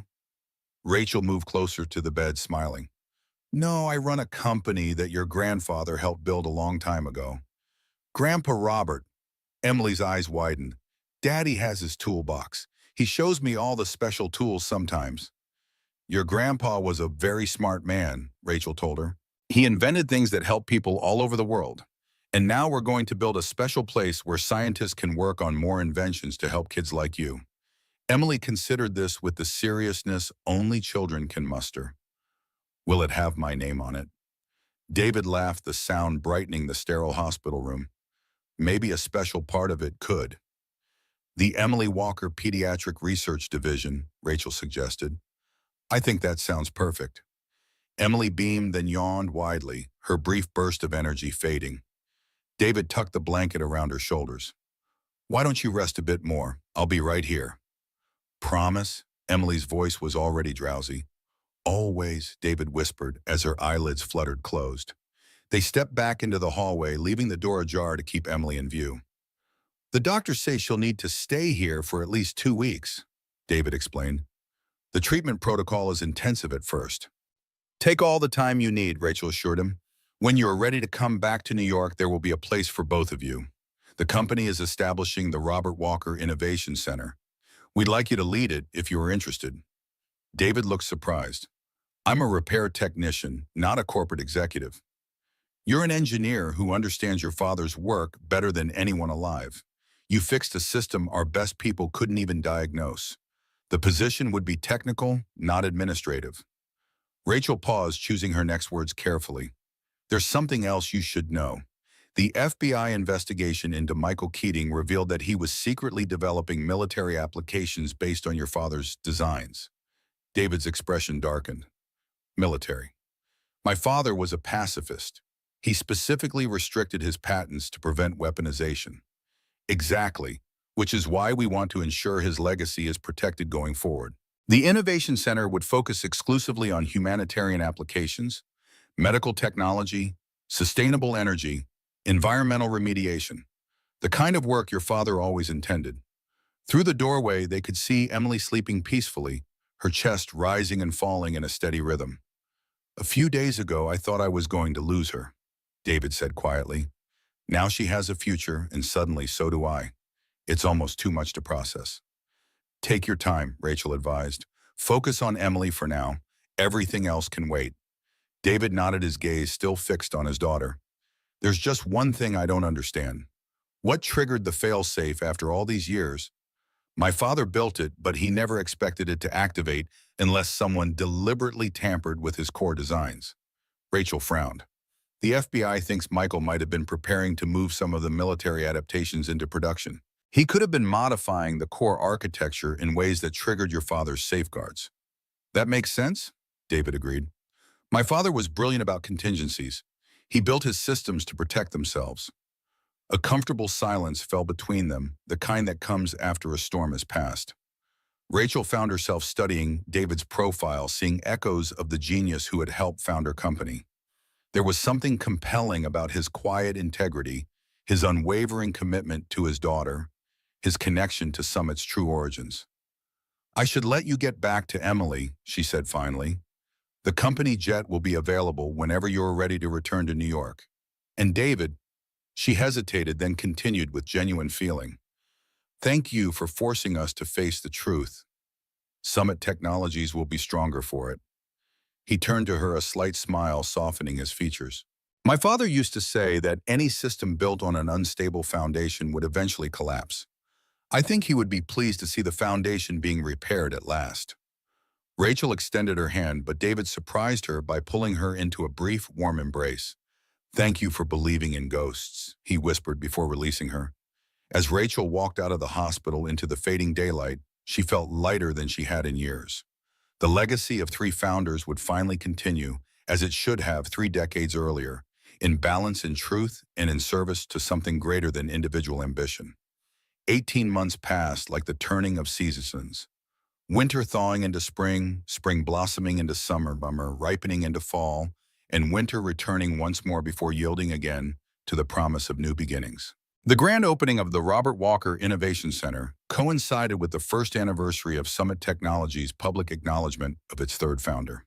The modernist building stood on the east side of the Summit campus, its design incorporating elements from all three founders' visions. James Davis's architectural elegance, William Keating's imposing presence, and Robert Walker's ingenious functionality.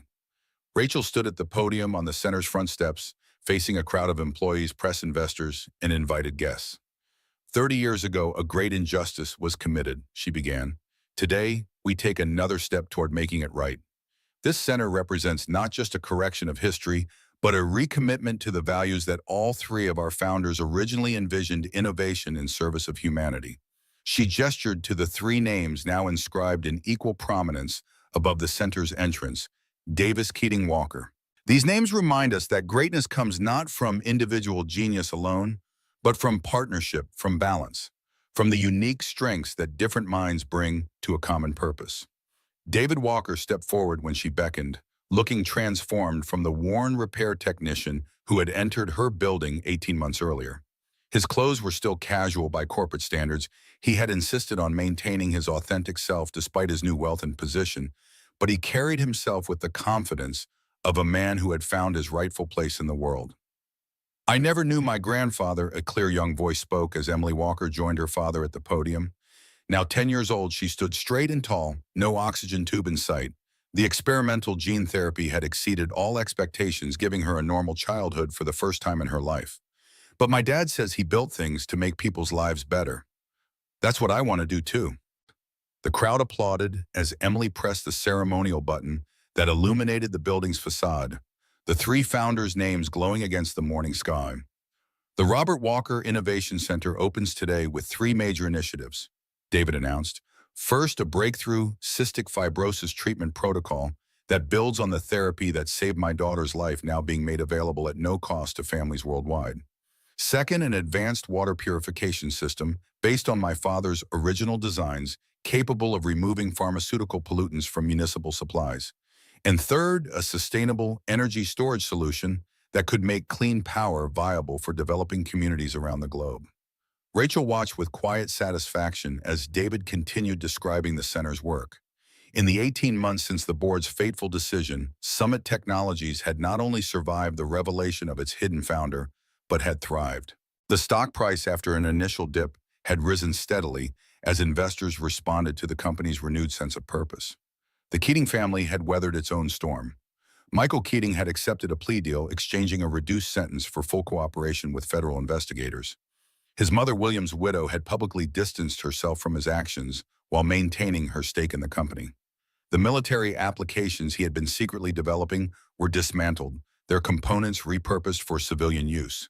Joseph Reynolds stood nearby, leaning more heavily on his cane these days, but still sharp-eyed and attentive. He had officially retired from the board 6 months earlier, but had asked to be present for this moment of culmination. James would be proud, he murmured to Rachel, as they had once before. They all would be. After the ceremony concluded and the crowd began dispersing to tour the new facility, Rachel found herself standing alone with David and Emily near the center's entrance. Emily had already spotted the plaque identifying the Emily Walker Pediatric Research Division and was excitedly showing it to her friends from her new school. "She's thriving," Rachel observed. "It's remarkable to see how far she's come." "The doctors say she's completely stable," David confirmed, watching his daughter with undisguised joy. "She'll always need to be monitored, but she's essentially living a normal life now. I never dared hope for this much." Rachel studied the man beside her, noting how the past 18 months had eased the lines of worry from his face. Their professional relationship had deepened into a friendship built on mutual respect and shared purpose. David had thrown himself into the work of the Innovation Center with the same dedication his father had shown, proving himself not just an heir to the Walker legacy, but a visionary in his own right. "The board is extremely pleased with the center's progress," Rachel told him. "Your father's designs were decades ahead of their time. The applications you've developed already justify every penny of investment." David nodded, accepting the praise with characteristic modesty. "It still feels surreal sometimes. 18 months ago, I was fixing refrigerators and HVAC systems, just trying to keep Emily's medical bills paid. Now you're changing the world," Rachel finished for him, "just like your father intended." A comfortable silence fell between them as they watched Emily, her laughter carrying across the courtyard. Something had been building between Rachel and David over the months, a connection that transcended their professional collaboration. Neither had acted on it, both focused on their respective responsibilities and on giving Emily stability during her treatment and recovery. "I've been meaning to ask you something," David said, finally turning to face her directly. "The Metropolitan Museum has a new exhibition on technological innovations that change the world. Emily's been studying it in school and she asked if we could go this weekend." He hesitated, then continued with careful casualness. "I thought you might like to join us, if you're free." Rachel felt a warm flutter of anticipation. "I'd like that very much." "Good." David's smile reached his eyes, crinkling the corners in a way that had become increasingly familiar to her. "Emily will be pleased. She's quite fond of you, you know." "The feeling is mutual." Rachel glanced at her watch. "We should go inside. The trustees will be waiting for the official tour." As they walked together into the building that represented both Robert Walker's vindication and Summit Technologies' redemption, Rachel felt a sense of rightness settle over her. The company her father had helped build had lost its way for a time, seduced by greed and ambition. But foundations could be repaired, balances could be restored, and sometimes ghosts from the past could guide the way toward a better future. The main research floor of the Innovation Center hummed with activity, scientists and engineers collaborating, prototype devices being tested, ideas flowing freely in an atmosphere of creative purpose. At the center of the open-plan space stood a glass display case containing Robert Walker's Toolbox, positioned where everyone could see it and draw inspiration from the legacy it represented. Emily broke away from her friends and ran back to her father and Rachel. "Can we show them the special room?" she asked, practically bouncing with excitement. David exchanged a glance with Rachel. "I think that's appropriate. After all, it's a day for honoring foundations." They led the small group of dignitaries down a corridor to a specially designed chamber at the heart of the building. Inside, protected behind museum-quality glass, was a simple wooden table. On it lay the original napkin where three young men had sketched their dreams 30 years earlier, preserved for future generations to remember. This is where it all began, David explained to the visitors. Three founders with complementary strengths, united by a vision of technology that could change the world for the better. As the others moved closer to examine the historical artifact, Emily tugged at Rachel's hand. "Dad says Grandpa Robert would have liked you," she whispered. "He says you have the same kind of courage." Rachel squeezed the child's hand gently. "Your grandfather was an extraordinary man. I wish I could have known him." "You kind of do, though," Emily said with a child's simple wisdom. "Through his work, through Dad, through me." Rachel looked across the room at David, who was explaining some technical aspect of his father's original designs to the trustees. When he caught her eye, his explanation faltered for just a moment, a private smile passing between them. "Yes," Rachel agreed softly. "I suppose I do." 2 years after the grand opening, Rachel Davis stood in her office watching the sunset paint the city skyline in hues of gold and amber. The view from the top floor of Summit Technologies hadn't changed, but she had. The company had. The world around them had. A gentle knock at her door broke her reverie. David entered dressed more formally than usual in a suit that managed to look both elegant and slightly uncomfortable on his frame. Emily followed resplendent in a navy blue dress, her hair neatly braided. "Are we early?" David checked his watch. "The gala doesn't start for another hour." "Right on time," Rachel assured him, crossing the room to greet them both. "I wanted us to have a moment together before all the ceremonies begin." Tonight marked the culmination of 3 years of transformation for Summit Technologies, the official dedication of a completely redesigned corporate campus that physically embodied the restored three-part legacy of its founders.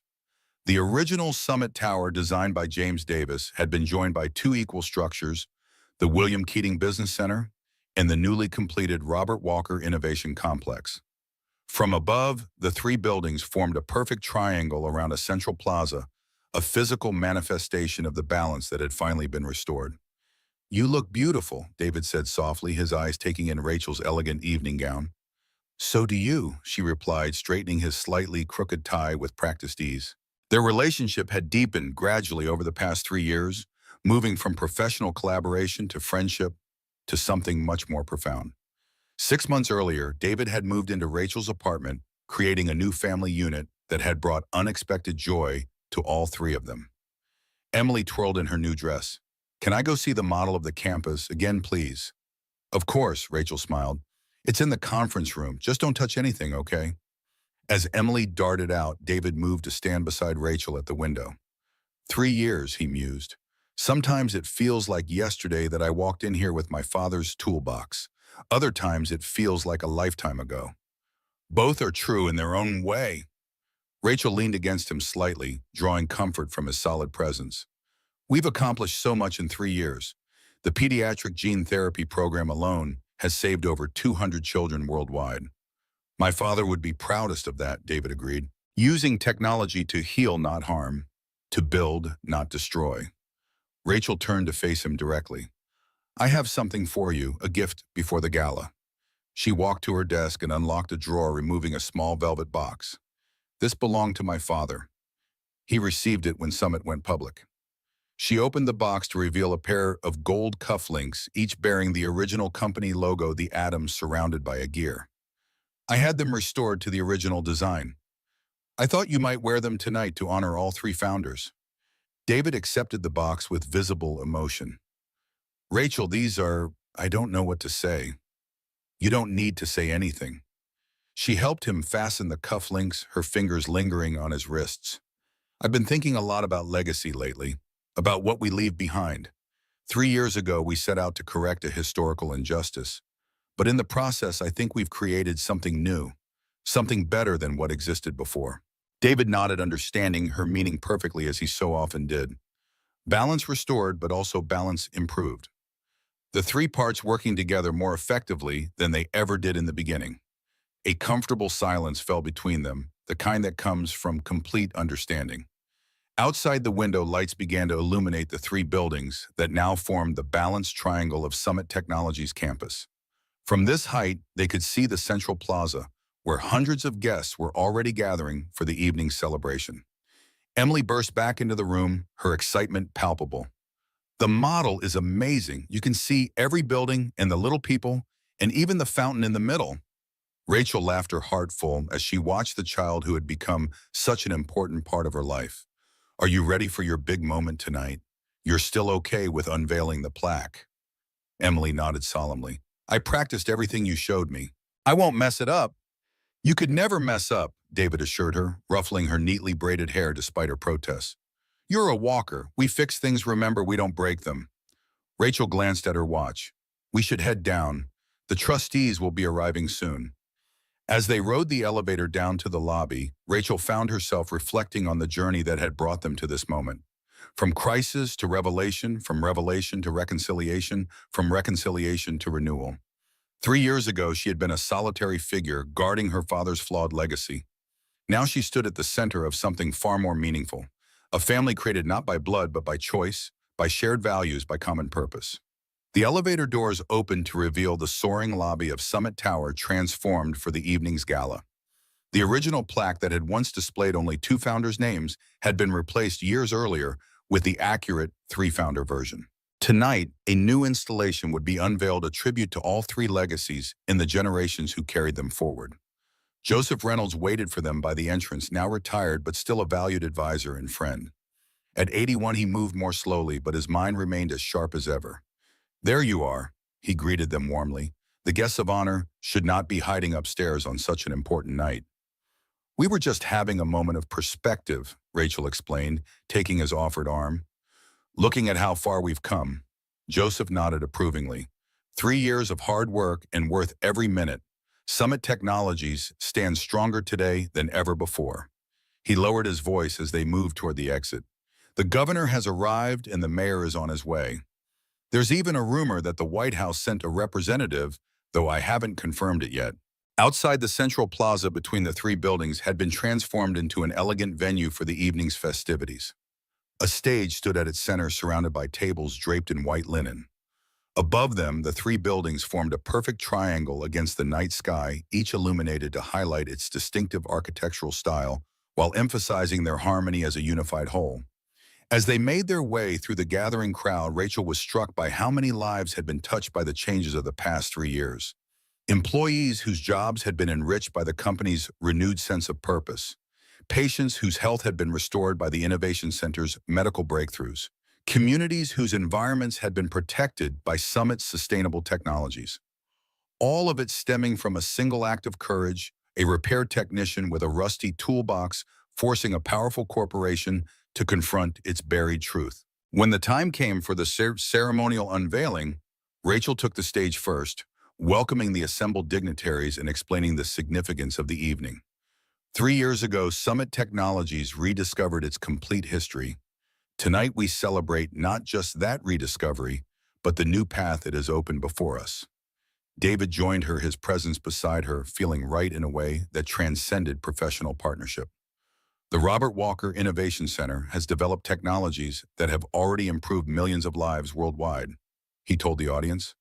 Clean water systems in 12 developing countries, sustainable energy solutions powering rural hospitals, and medical breakthroughs that have given hundreds of children like my daughter a second chance at life. Emily stepped forward on cue, her nervousness visible only to those who knew her well. My grandpa Robert believed that technology should help people, she said clearly, her young voice carrying across the hushed plaza. That's what Summit Technologies does now. It helps people. Together, the three of them pulled a cord that unveiled the central monument, a sculpture representing the three founding partners, their bronze figures arranged in a circle, each supporting the others in perfect balance. At the base, an inscription read, Davis, Keating, Walker, 3 visionaries, 1 legacy. As applause echoed across the plaza, Rachel felt David's hand find hers, their fingers intertwining naturally. The past could not be changed, but it could be acknowledged, understood, and ultimately transcended. The ghost had been laid to rest. The foundation had been repaired, and the future built on truth, balance, and shared purpose stretched before them, bright with promise. Emily slipped between them, taking both their hands in hers, completing their circle. Above them, the three buildings of Summit Technologies stood in perfect harmony against the night sky, a monument not just to three founders' vision, but to the enduring power of truth to heal even the deepest wounds. The truth once buried had finally set them all free.